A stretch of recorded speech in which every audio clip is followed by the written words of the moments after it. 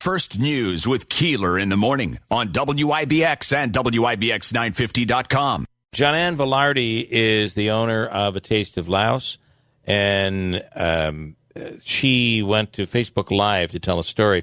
A couple of people walking by the other day and asked about a restaurant and being a small business owner. She is struggling right now, trying to find employees, out there cleaning up her property and getting ready for the day, and actually getting ready to work on a fundraiser for Proctor High School's drama club. When one of the people walking by decided to call her some names, including a racial slur, and called her lazy. It just was something that crushed her.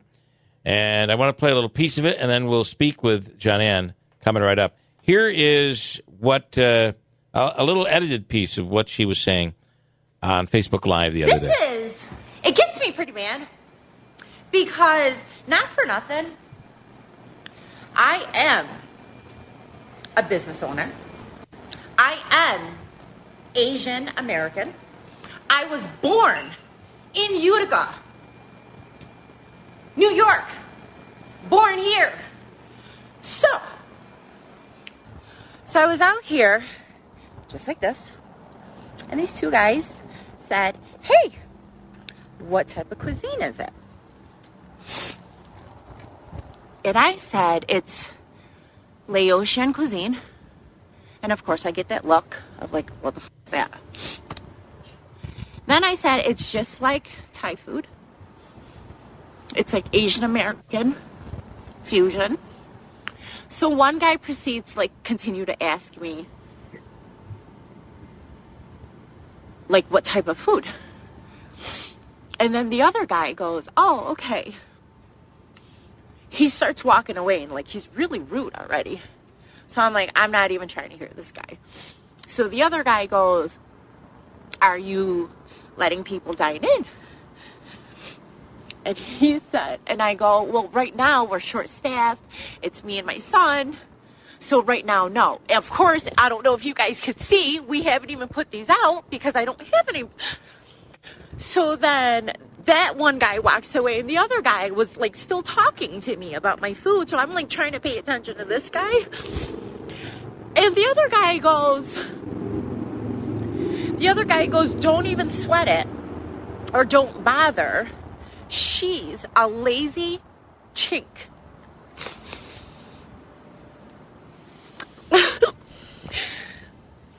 Those words are so hurtful.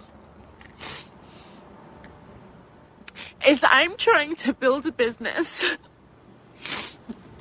for my family. And yes, I am Laotian. Yes. I work hard, really hard. And for some guy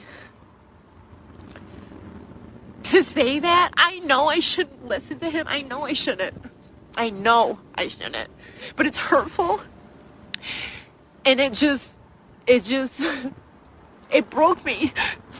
It made me not want to open. It really made me want to close my doors because I cannot believe that this person... I'm not lazy. I'm not. Tough to listen to. And you feel almost, you feel ashamed that someone in our own community could treat someone in our own community this way. It's just inexcusable, horrible, and it makes you furious. At least that's how I feel, and I think it's how everybody feels here in the studio. I'll co-sign on that one for sure. Jonann Velardi's on the line right now, the owner of A Taste of Laos. And Jonann, good morning. Hi, good morning, guys. What's up, Jonann? The two of you went to high school together.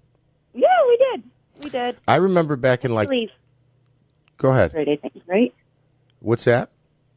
I think we started in sixth grade. Sixth through 12. And I remember even in 10th and 11th grade, your family was always into cooking, or maybe it was just you, but I mean, you were always talking about, you got to try this Laotian food. And you kind of almost allude to it in the video many people refer to Asian American, right? They don't say Laotian, or they don't even know where on a map Laos is. So there was a little bit of that in high school, and like Jonann would bring in food and talk. She's like, no, you don't know. This is good stuff. Yeah. You got to try it. And I love you call it the Asian American fusion. I think it's incredible that you've gone and started a business now where you're sharing these family recipes and treats with the entire community. And we're all kind of disgusted at what you went through the other day. I'm honestly, as I was like re-listening to that, it was kind of like hard to even to listen to myself talk about it. Yeah. I'm still just as mad as like when it just happened. Like I feel like it's just as furious as when it happened, if not more sad. Now that I'm, thinking about it now, with just about the whole situation, about what kind of happened, why it happened, when it happened, where, and such like that. Broad daylight, during work week, on Bank Place, downtown Utica. Yeah. Everybody's getting ready to open the restaurants for, the day, and it's a beautiful morning, and everybody's out there doing their daily morning routines, with their coffees and such like that. And it just... And to be I was almost speechless. Yeah. And to be unashamed of your hate, to say it to your face like that, is just reprehensible and quite stunning to me. And not only to use that racial slur, but to call a business owner who's clearly operating a business and working to open it lazy. Well, anybody to make that judgment on anyone, whether they're a business owner or just somebody walking down the street, it just shows you ignorance and hate, and to me, it shows inadequacy. It shows that person feels inadequate, that they have to put somebody else down to make themselves. I feel like we're back in high school, right? Yeah, I want to know if this guy we're in junior high school. If this guy was on his way to a job, they gotta put you he down. Didn't look like it. Let's just say that.